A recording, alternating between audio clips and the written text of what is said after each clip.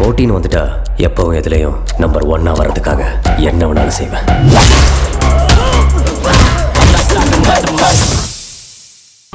சொல்லு பூங்குடி, நீ தானே எங்க அப்பா வருவாரு கூப்பிடுவாரு அப்படி இப்படின்னு என்னென்னமோ சொன்ன.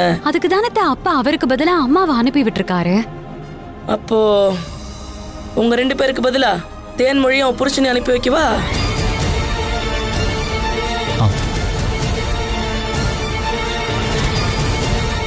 இப்பவே அந்த மனுஷன் இவ்வளவு வீம்பு பிடிக்கிறான்னா நாளைக்கு தலை தீபாவளிக்கு என் புள்ள அங்க வந்தப்புறம் என்னென்ன பண்ணுவாரு, எவ்வளவு அசிங்கப்படுத்துவாரு. ஐயோ அத்தை, அந்த மாதிரிலாம் எதுவும் பண்ண மாட்டாரு. அப்படின்னு அவரு வந்து கூப்பிட்டுருக்கலாமே, ஏன் வரல? நீங்களே சொல்லுங்கம்மா, ஏன் நீங்க உங்க வீட்டுக்காரோட வரல?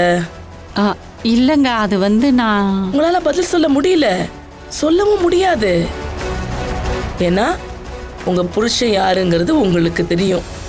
இதோ இங்க நிக்கிறாளே உங்க பொண்ணுக்கும் தெரியும், எங்க எல்லாருக்கும் தெரியும், இந்த ஊருக்கே தெரியும். என் புள்ள தலை தீபாவளிக்கு போகணும்னு சொன்னதே நான் தான். ஆனா அதுக்காக இப்படியெல்லாம் அனுப்பி வைக்க முடியாது. மரியாதை தர இடத்துக்கு மட்டும்தான் என் புள்ளைய நான் அனுப்பி வைப்பேன்.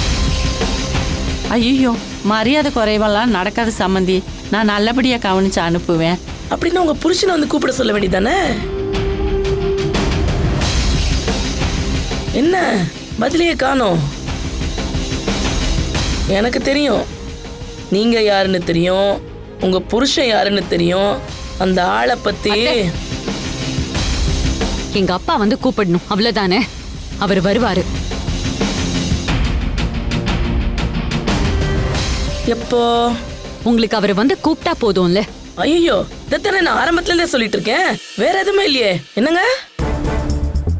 அவரு கண்டிப்பா வருவாரு அத்தை. வந்து கூப்பிடுவாரு. அதுக்கப்புறம் நீங்க எங்களை அனுப்பி வச்சா போதும். பாப்போம் பாப்போம். அப்படி மட்டும் ஒண்ணு நடக்கல, நான் மனுஷியாவே இருக்க மாட்டேன்.